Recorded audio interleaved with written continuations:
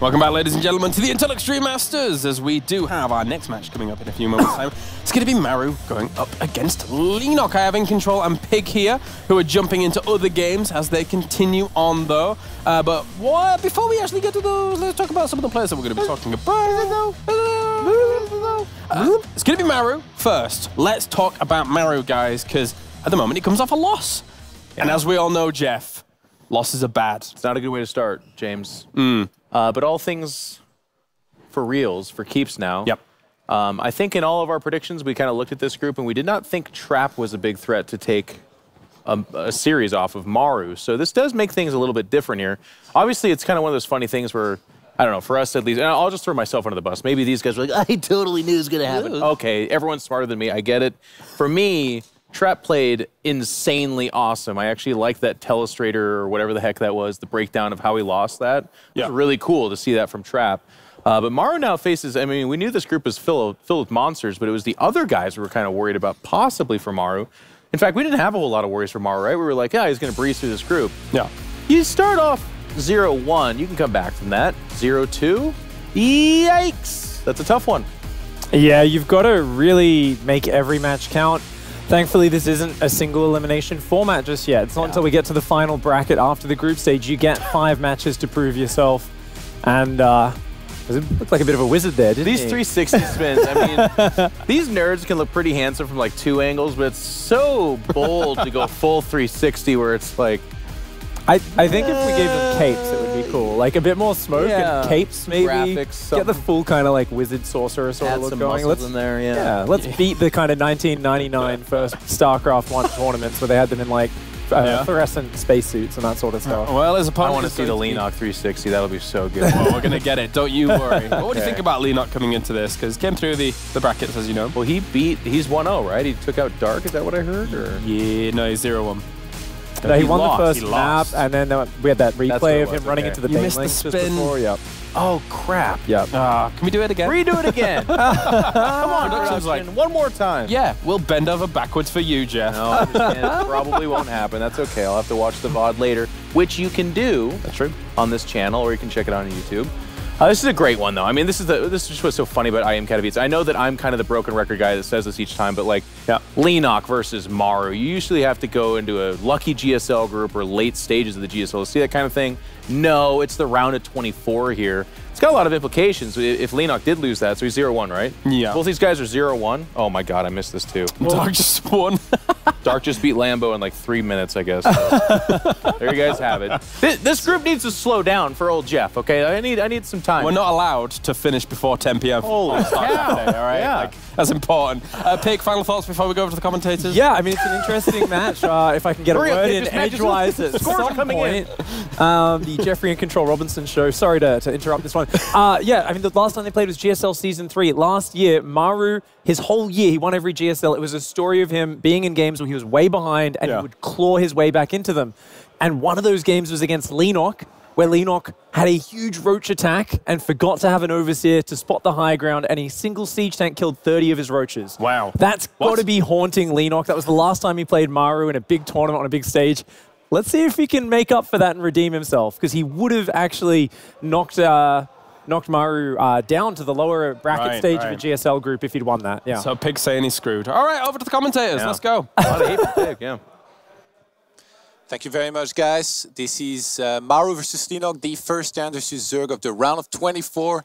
And I just so happen to be joined for this one by the Muslim, who's a pretty high-level Terran player. So what do you think currently about the Terran versus Zerg matchup in terms and of not too bad of a Zerg, actually. You know, just called up Rotterdam on the ladder in that one. But no, I think TVZ is in a really good spot recently. You have... Like, it's always been the matchup of StarCraft II in my eyes. Like, you have Hellion run-bys, you have Banshees, you have a lot of chaos early game. And the way that Terran plays, they always try and slow down the Zerg, because Zerg, their economy can grow very, very quickly if you leave it untouched. So we're going to see one of the absolute greatest Terrans of all time utilize micro, macro, multitasking, and he's going to really try to slow down Leenock. Leenock, on the other hand, is one of the most aggressive Zergs I've ever seen, and that isn't something that you often see in the ZVT matchup work to great success. Pig brought up one time that I did see these players. He had 200 supply Roach Ravager on Lost and Found and really tried to break, in fact, it was Acid Plant, and tried to break into Maru, who had 100 supply and lost everything. So, yes, going off that loss against him a long time ago, he's definitely going to be looking for revenge in this one. All right, here we are, map number 1. We're going to be playing on Kairos Junction, starting in the bottom right-hand side of the map, playing as the Blue Terran. It is Jen, Green Wings, Maru.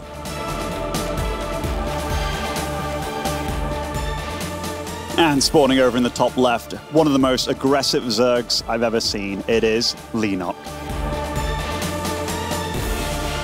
You know, one of the... Oh, you go, you go. A clash of styles, I guess we could say. Absolutely. A multitask legend against an all-in machine. By the way, one really cool thing about Maru is he looks so bored, man, when he's playing, and he's just dominating souls. Like, one game that really stands out to me was him against Cyril on Eastwatch. From like a WSG, the game went on for like 30, 40 minutes. There was nukes everywhere, 4 nukes at a time and stuff. And after the game, unfazed, man. He just played one of the most beautiful games I've ever seen, kind of thing. By the way, I still feel like we got robbed at the global finals because Maru last year won 3 GSL, Cyril won 4 WCS circuit tournaments. Oh, yeah. We were waiting for the Clash of the Titans. We were waiting for them to play. It never materialized because Maru kind of disappointed, whereas Cyril went on to win the whole thing against all the players. Now, in this tournament, there is a chance it might happen. I really do hope that we see that. But first and foremost, Maru needs to get back on track here. He started this group with a loss. He needs to go through Leenock. He needs to prove he's still the solid Terran that we know he can be. Yeah, you're totally right. Like this, and it was Maru that was failing to meet up with Cyril. It wasn't the other way around. Cyril came out, won every tournament that he played in, always missing Maru. But the one chance that they got to play against each other was that best of one where Cyril picked himself and did tear Maru apart. Anyhow, this game's starting off very normal. There's no one-base shenanigans from Leenock. He did go for a decently quick gas, but this is after a hatch.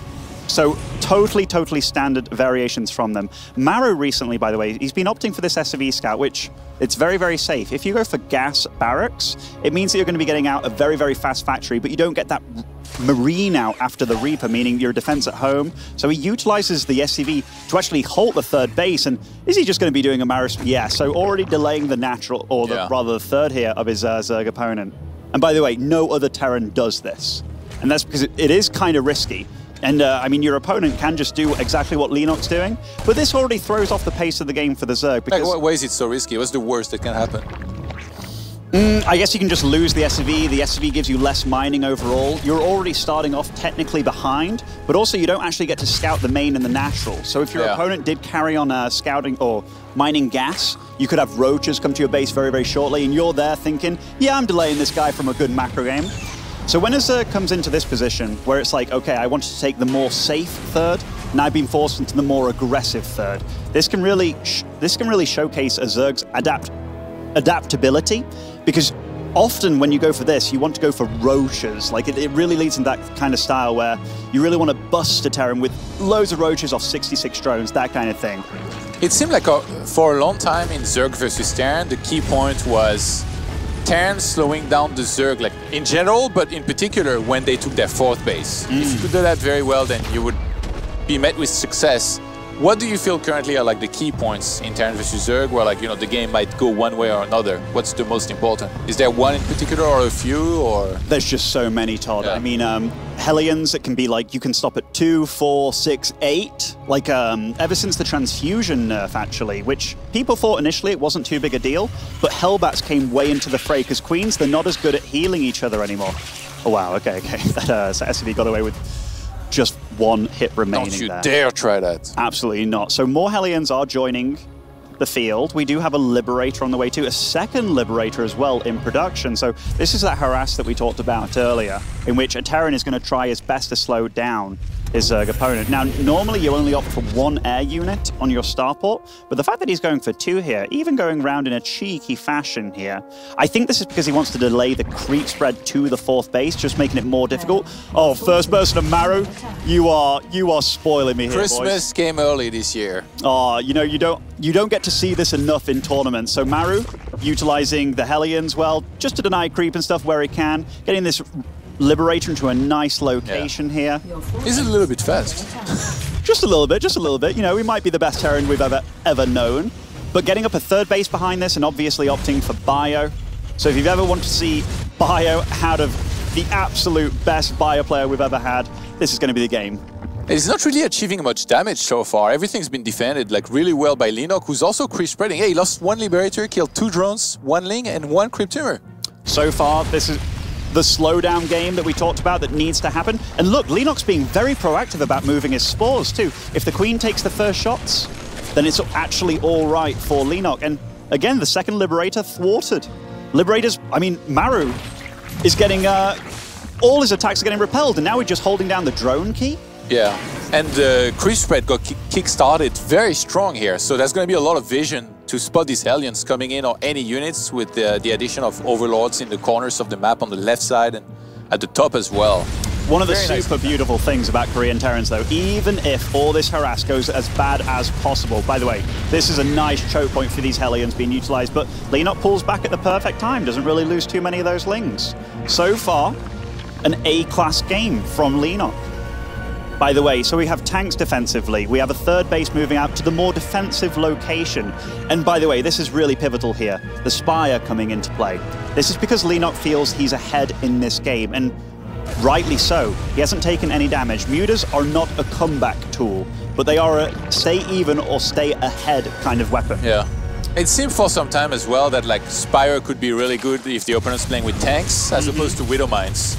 Absolutely. And, against roaches or like, you know, full ground, you would rather want to get tanks.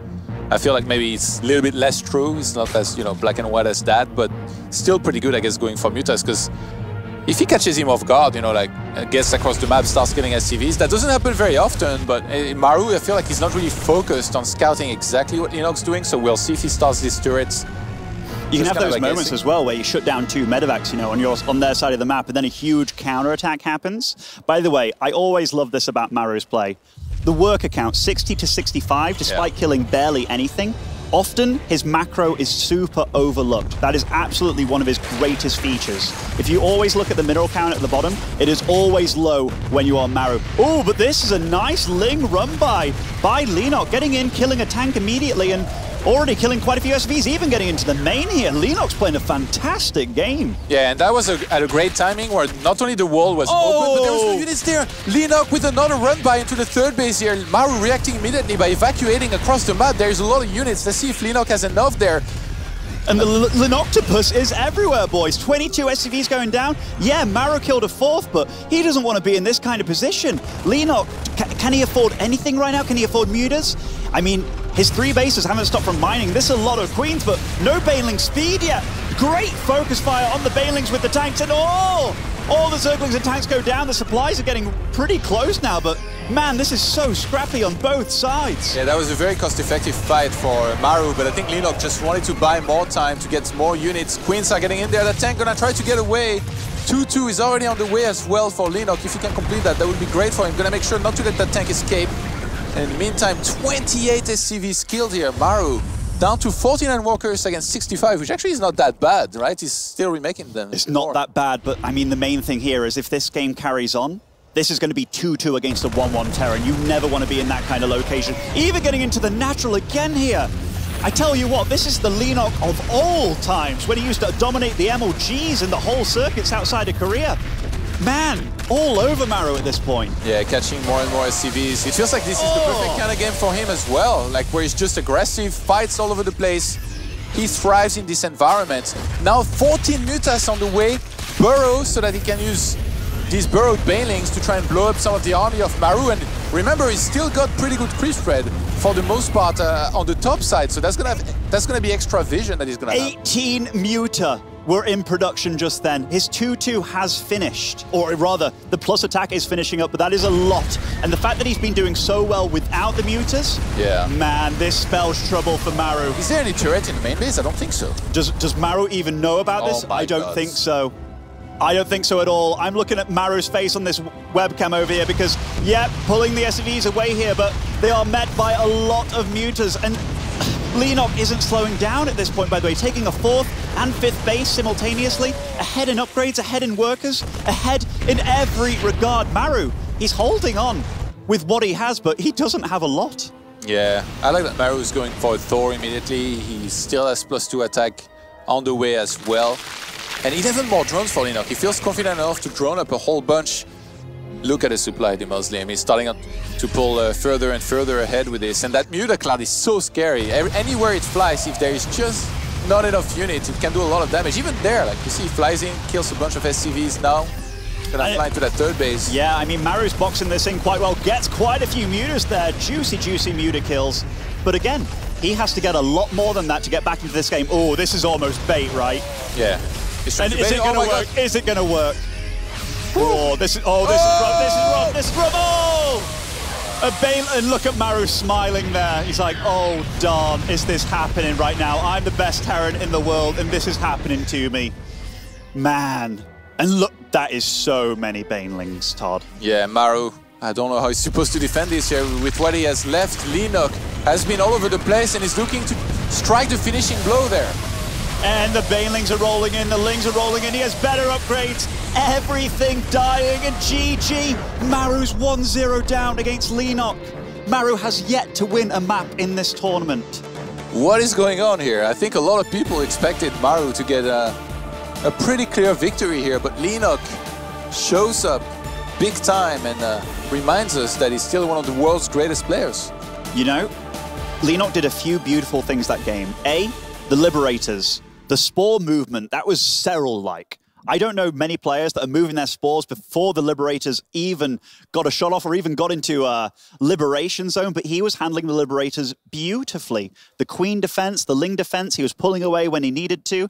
And then that Ling run by, that is when everything went so poorly for Maru. And from that point on, Leenock didn't make any mistakes, honestly. He didn't make any mistakes whatsoever in that game. Beautiful play by Alan Octopus. I think, the run-bys came at the LDL time every time too, because like when he sent the links into the natural, that was just when Maru had moved out and there was nothing there to defend. The wall was down because SCVs were being rallied onto the third base, and Maru didn't have the vision to react on time with anything, you know? And maybe that was the mistake. Maybe having like something like a Marine or an SCV just right outside of that, he would have seen it coming, would have handled it a lot better. There is one thing for Terran players. So when you do get out your 2 or 3 tanks and you have, let's say, 20 Marines and 2 medevacs, you have the situation where it's, do I go out across the map and delay the 4th? Or do I stay back at home and just drop with the Marines, right? Have a safe rally and deal with the Ling run-bys. Leenock took a gamble doing that run-by, but it was a beautiful gamble. I don't know how much these guys practice against on the ladder or in custom games and such, but if you know Maru goes for those kind of pressures and he's not going to have anything at home, that's how it happens. That's what happens, and it paid off in dividends for Leenock. Man, this is something that I really didn't think I would see. I thought maybe the one guy that could really give Maru a run for his money in this group was Dark, given that they played in quite a lot of finals. I remember the 4-3 final WSG, but now 1-0 down against Leenock as well, and already you see something cheeky from him in this game. Yeah, starting at the top left-hand side of the map here, playing against the blue Terran. They're already sending some of his SCVs across the map. It is Maru. There he is with his towel as well, following in the steps of Gumiho. And spawning in the southeast side as the Reds are currently 1-0 up against Maru. It is Leenock. Yeah, you mentioned Gumiho. We'll see him in action tomorrow, as we're going to have 5 Terrans actually playing tomorrow. Today we only had 2, Special sadly not making it out of that Group A, taking 4th place. We didn't see a lot of Terrans in the bracket stage qualify successfully, only Gumiho doing it. Is this going to skip by just the Overlord? Yes, it is. So maybe this was some studying by Maru, seeing the Overlord patterns, scout patterns, that is, by his opponent. But this is what Maru does, man. If you can talk about a player that does proxies well and also under pressure, it is this man. Extractor before spawning pool, and a spawning pool on 17 here. So looking at the production type here, how do you see this going right now for Maru? This all depends on how greedy Leenock plays. And this Overlord that hasn't scouted anything, given that he did just play a macro game against Maru, but whenever you play against him, you always have to have in the back of your mind, this guy can literally do anything. And this is one of his trademark moves. When stuff goes bad, he starts proxying you. As for how is it going to go? Oh, if he sees this bunker with this Overlord, I think he's just...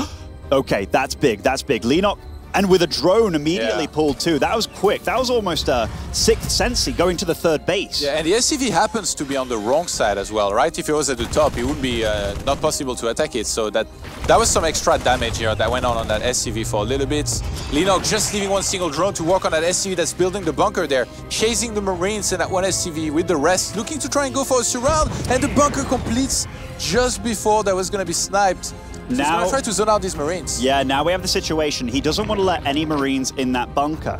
Maru can be looking at this still. He's macroing back at home, by the way. He's got a factory. He's still producing SCVs. This isn't an all-in. This is a Maru special where he macros behind this, because these drones, if we look at the income tab at this point in time, it is greatly in Maru's favor, despite being technically all-in. Gives up the bunker as well. Also a Maru special, just knowing, hey, I think I might have dealt enough damage still. My opponent did use those drones to halt me quite hard here. And now just being as annoying as possible. Once that spine's up, he's got to get out of dodge. Yeah. But he's getting a lot of Zergling kills. So he didn't do any economic damage per se, like he didn't kill drones, but he forced the spine. He prevented a lot of mining. And now, because Maru took the gas behind this, he didn't commit everything to the proxy. He actually has a factory already finished. So he can now start his command center, fly back maybe one of those barracks. He's gonna fly one in by the look of things to try and get a scout going, and he goes for the starboard. And I wouldn't be surprised if it's a Banshee, right? Like a lot of the time here, that's what we're gonna see. So some of the things that Terran has to worry about, yes, you get to scout with the barracks, but there are still things like Ravager pushers, Ling all-ins, so you get the Hellions to be safe and potentially slow down your opponent later on. You get a Banshee to be very safe against the Roach builds. All in all though, Maru's gonna be, after he scouts this base and he sees on through, he's going to be feeling pretty good. 25 workers to 25 workers. Yes, the Zerg will pull out. By the way, what a beautiful sneaky Zergling just to halt the production just a little bit. Yeah, that's nice by Leenock there. He's doing a lot of the right moves in this series, honestly. You could say that the drones were out and about for a bit too long, but the thing is, it's like a cannon rush, right? If you underestimate it just for one moment, you lose. And given that he's 1-0 up against Maru already, doesn't want to make any little mistake like that. So he played slightly overly defensive, but it worked out for him, honestly. How do you like that he's going for 2 Hellions and a Medivac? I'm going to guess this is for an elevator in the main base. So one of the ideas behind this is, I hope I delayed Zergling speed for long enough that I can get my Hellions in your main base, or in bases in general, without the Zerglings being able to capitalize on that. Unfortunately for him, Leenock was pretty fast about getting the gas. You talked about it. He had gas pool, and that speed is very close to finishing, but it also forces out Zerglings. If you don't see that medevac, and you don't have enough Lings, you can be in trouble. So the barracks is actually, I love this too. The barracks was utilized with the Marines to get those overlords that are spotting in his base and such. And Maru, 31 workers, a little supply lead against Leenock. Mate, you wouldn't even say this is a bad start for Maru at this point. An armory now on the way for Hellbats, I'm gonna guess. So with the Banshee starting now and Cloak as well. Does he just play mech, I think, for that? You can open mech. You can also opt for, like, you know when you get these builds where you have 8 Hellions. And this is a naked amount of drones here, boys. Only, okay. Whew. So a lot of damage was done to those Hellions, but that armory, with that medevac, you can land those 4 Hellions in the base later, convert them to Hellbats, and you can deal a lot of damage, especially if you send, what is this? The rest of this army over to the third of the Zerg. This is a really well-calculated knack. In fact, he's accumulating his forces here. This is a scary arc. How many Queens do we have on the field? He's 20 supply ahead of his opponent. Yeah, 4 Queens and 9 Zerglings is Leenock's army right now. Not quite ready to take on this one. Is he going for a Spire as well at this point? Yeah, he needs more fighting units, but he's already behind in Walkers. What's he going to do at this point? The Spine Crawler's in the main. It's almost like he's going to have to forego this third base and just give it up. Oh, he is getting on top of that medevac, but running away. And a Cloak Banshee shows up too. Yeah, that was weird. That was move command here for a second. Link's going across the map, but I mean, this time Maru's on 2 bases, and I'm going to guess his wall's ready. It is ready, even with Hellions behind it, using the barracks to complete that wall too, so that's a nice use of that. 2 more factories on the way, another command center. Maru jumps on top of these Queens. The Links are not there because they were across the map fighting something else. The Spine actually goes down there. But even if they were there, Todd, all he can do is pick off these Marines, which he's going to do. That's the perfect move with those Zerglings. But these Hellbats, they're going to take a while to be cleaned up. And then if they get on the mineral line, these Zerglings are going to have a rough time. This Banshee zoning out the Queens too. All the Zerglings dead now. 80 supply against 48. I'm looking. Can we see the units lost? Like, this has been an absolute barbecue. Oh my lord. And I tell you, Maru bringing it back in Maru fashion. We looked at that first game. It looked rather rough for Maru, but Maru, he was like, man, I'm playing against a pretty... Oh, and look, 6 Hellions show up too. This goes from bad to worse. Yeah, you're making mutas, mate, but Maru, he's killing everything that you've ever loved in this game. Yeah, the barbecue shall go on. I'm going to make some pierogies out of these drones. Oh. And Leenock just not... There's nothing he can do here. He just doesn't have the units. He's trying to squeeze out some mutalists, but even at this stage, Maru's just going to spot these Star Thor production. And Leenock's economy is in shambles. Oh, it's down to 5 workers against 55, Todd. At this point, it's not looking good for Leenock. I'm almost ready to see him tap out at this point. I don't think there's any comeback potential here. Almost ready. Supply. and 2 Thors on the way too. Yeah. So he's respecting the mutas, but he's just sending units across the map. He's just hoping to slow him down a little bit, continue his aggression. 36 drones killed. Yeah, I'm not sure what Leenock's hoping for at this point. Like, maybe he thinks these mutas can transform into Guardians or something, but that's not gonna happen.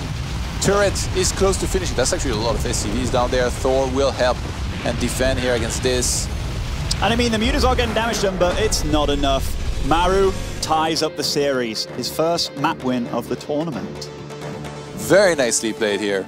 I like the Hellbat's attack. It seemed like he completely caught Leenock off guard.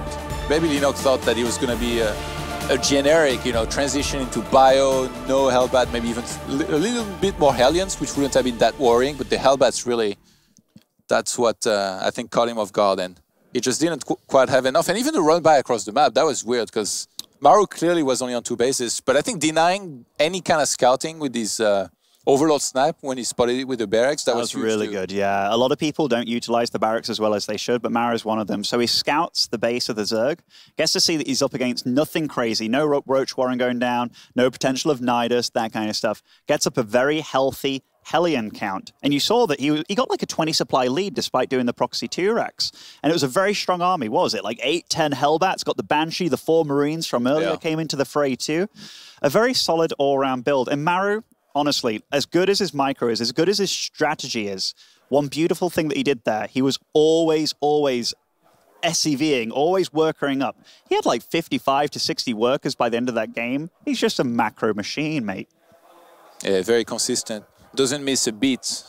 By the way, this is Leenock. Like, Leenock's gone up against like the 2 hardest players in this group, I think. He went 1-1, or rather, he lost 1-2 against Dark in this series already. Now he's up against Maru. I believe he started off both those series with a 1-0 victory as well. So if Leenock loses this one too, that's already a bit of a rough start. But if you are to lose to 2 players, those are the 2 in this group that you can potentially say are the safe ones to go out to. Now, we will be heading into the 3rd game of this series between Maru and Leenock, by the way. And spawning in the bottom right of Port Alexander, it is Maru. Already doing some cheeky stuff on the map, I did see. And his opponent in the northwest, playing as the Red Zerg, it is Leenock. Could this be the tournament that we finally get to see Maru against Serral? It absolutely could be. Yeah. Absolutely. I mean, there's been too many now. We've been deprived of that matchup for way too long now. Yeah, they haven't played that often. And not for a long time. The last time they played on Lantod was WESG Finals. Back in, what was that, February, March? A long time ago. Yeah. After that, it was just a best-of-1 series at GSL. Holy crap, the commitment to this. 3 barracks. Caught you off guard with this one. Slow down, big boy. Wait, that is so committed, though. And that is so Maru, Is that going to be scouted? I mean, even if it is, that would be so late. Yeah, it's rallied on top of that. But I mean, if you see that late, like he went for Extractor again and then spawning pulled in Leenock. One beautiful thing about this, so you don't really want to reveal that your Overlord scouted it, right? And given the path that this going, he might actually scout the 2 racks and think it's only 2 racks. He might not even go over the 'cause third he wouldn't rack. reveal, or right. you're afraid that his overlord gets caught? Yeah, well, not just caught, but you don't want to reveal that you've seen it. Yeah. Because then the Terran can react very, very differently. So depending on what he sees here, seeing the SCV though, seeing the Marine, I mean, he knows something is coming, but he doesn't know to what extent it's coming. That's so sick. It absolutely is. It's a mind game in a mind game. Absolutely. That's why you have the third rack slightly behind there, just in case of that kind of stuff. And I mean, he cancelled the third. Okay. This is strange now. I think Maru smells that this is way too easy. Yeah. I shouldn't be arriving here without a drone pull, without anything, because that's just not what happens. So you like that, or? Yes. One really bad thing, if you go 3 barracks and do this bunker rush, you end up with 0 gas production at home. Your production at home as well is very, very stunted. Then you end up with Ravagers, you can break out, deal damage. And I mean, this is going to get the damage done 2 racks or 3 racks. So beautiful, beautiful decision-making from Maru here already in this series. The last 2 games have been funny in their own way. It's almost like Maru saying, so you like to play aggressive, huh? Absolutely, but let's have a look. A bit of a scary situation for Maru, like, given that he lost the macro game, like, so convincingly as well. Yeah. Now he's resort, but, I mean, Maru, when he plays a proxy game like this, it's also a macro game for him. Up to 22 workers right now. We won't see those SCVs slow down at any point. Also, by the way, he's still making Marines. He has killed the natural. We do see Ravagers on the field. He's already getting home for defense. This is very, very smart play by Maru. Also, just putting 1 guy in each bunker just to make them look full. Now, Leenock is like, oh man, how many Marines do you have in these bad boys? And the answer is, he'll never know. Yeah, one of these bunkers here was salvaged a second ago, and he starts a command center on location against a Leenock that starts a lair, which makes me think we might see a Nidus? At this point, the patch is so new, we don't know how this goes. By the way, a very low health Ravager here. Maru is focusing on sniping it, because if you do shoot the roaches, they can then morph. Oh, is he going to get it? That was a nice attempt, but good reaction by Leenock there. If you focus the roaches, they can obviously morph into a Ravager, regain full health. So it's often not worth it. But Maru getting away, and if he gets to keep all those Marines alive too, getting the natural up, because it's 27 workers against 17 right now. So he's going for tanks, I guess, right? Knowing that there's Ravagers? Could be tanks, could be Cyclones. So, like, one ability that Cyclone has over the tank is the fact that it can move outside of the piles, which is very, very handy. Now that you can't pick up tanks anymore with Medivacs, it's like really tricky. Whenever I see them against Ravagers, I'm like, they're pretty good, right? Against ground. And then Ravagers come in, they're like, get out. It's a fickle fight. And we do have a Nidus. We have a cancelled natural God. 2. This is smart by Leenock, because he knows his opponent won't have any fast units. There's not going to be a Reaper on the map. There's not going to be Hellions. Oh, the Maru special. Is it going to work out this game regardless? He's going to go hunting for that, boys. He's going to kill that. And that's going to supply block a little bit. I mean, Leenock did start 2 overloads, but he needs to be making units right now. Leenock is going to be all in here in a second. This Nidus needs to work. He needs to deal incredible damage. Let's see how Maru reacts to this, and if he even can spot it. I think we got an overseer here at the bottom. Wait, a third CC. I don't think he has any idea. The Medivac as well. This factory no longer producing tanks or anything. Yes, you're going to be getting Marines out, but this could be getting super dicey very, very quickly. It's out of vision. Oh my God, there's no bunker down either. 34, like, these supplies are deceiving, because that is 50 supply against 50 supply, but the army supply, and look, Maru, I want to see his face right now. Does it even change? Oh my gosh, third CC cancelled in the main. Not like this, Todd. He's gonna get the bad news here. He immediately evacuates the main base. What is he supposed to do? He starts a bunch of bunkers, but he's gonna lose some of his production facilities instantaneously. Steam Pack is gonna be cancelled. And Leenock, he can just stand on the high ground behind this and spam corrosive bite onto that middle patches here with all the SCVs there. So Maru has to get production up. He just lost all his production. The only thing that survived was the factory. What does he do with that? Well, he's getting a tech lab, so he has to either get Cyclones out, he has to get tanks out, he has to get something. He does have the ability to make Liberator, but Leenock getting on top of that mineral line, as you talked about, denies the bunker as well, so he can constantly deny mining from his opponent here. So he's going to land at command center on the third base, and I think mine from there, but he needs like some sort of tanks and Liberators to make sure he can mine from the natural as well. Starts another barracks here around the third base. But the thing is, these Ravagers, they're going to keep on spamming corrosive bite, and it's so expensive to keep on repairing. The bunker gets one volley here. Yeah, but now he can one-shot the bunkers. This is a scary number of Ravagers. He's not making any works at home. He's even getting link speed with this. I think that's just so he can continue to flood and wrap around. Yeah. And so the BIOS can really focus these units. Juicy, juicy hits, gets the medevac, gets the bunker. This is so dicey for Leenock. I mean, for Maru at this point. One tank is almost out, but Leenock's not giving Maru any time here. Keeps on jumping on top of his unit, spamming the explosive bias and doing as much damage as he can. Already 11 SCVs have died, but Maru's still ahead with 28 against 18 walkers. Oh, keeps the factory alive, but he has one tank. Yeah, but can he siege up? If you could get that Banshee, that'd be huge, but I think Leenock's not going to give him the time to get that Banshee. That would have been so good. Really smart by Leenock to focus that down. And Maru pulling back and yet again making so many bunkers on his third base, 3 at a time. Maru is like a cockroach at this point. He doesn't want to die. His life is on the line. Going down 0-2 in this tournament, that is something nobody expected. Okay, he's using the SCVs to try and block, to keep the tank alive so the roaches don't get close, but that was a lot of SCVs that went down. But he is still ahead in workers. He still has 2 orbital commands here. He can still make it out of this game. Yeah, Leenock didn't even really drone behind this. He's still on 20 walkers against 26. He's so all in. He is so all in. I mean, he's droning up now a little bit and starting another Nidus, but he needs to do more damage. I don't think this has been enough. Another Nidus, by the way, Todd, and this is coming in from the other side. And Maru, that tank is rather vulnerable here if he comes in from the top side. Oh, he did reposition the tank. Maru, so smart in recognizing this, making another bunker in the north side. A second tank is on the way. He sees that he is extremely all in. Drones have not been made yet. Maru, please survive.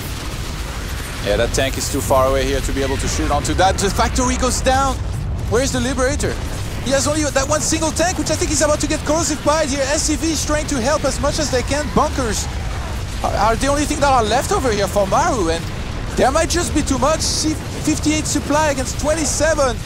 Leenock's doing it here. All the bunkers down, just one remaining at the south part, but he can't make anything. A Banshee is kind of being produced here, but it's a long way from coming out onto the field. And that, my friends, is the face of a Terran that knows he's going down, and the bunker, the last bunker falls. Maru, GG's out against Leenock, and Leenock a little bit of a fist pump there. Man, wow. These are results that I didn't expect. Is this another tournament that Maru comes out to where he doesn't make it? That would be sad, but Leenock played so well. He shifted position all over the place. His army movement was perfect. His decision-making on what to prioritize and target. If he had done that just a little bit worse, I feel like Maru would have been allowed to maybe squeeze out, one more tank, one more Liberator, which would have changed everything here with the defense. If we're super critical about Maru there, it's the fact that he went for that third CC despite not knowing what he was up against. Yeah, the lack of scouting after the rush. The Cyclone moved out onto the map. Yeah. I mean, if you have that Cyclone at home, that doesn't get up. And the fact that he actually didn't see the Nidus until it was up.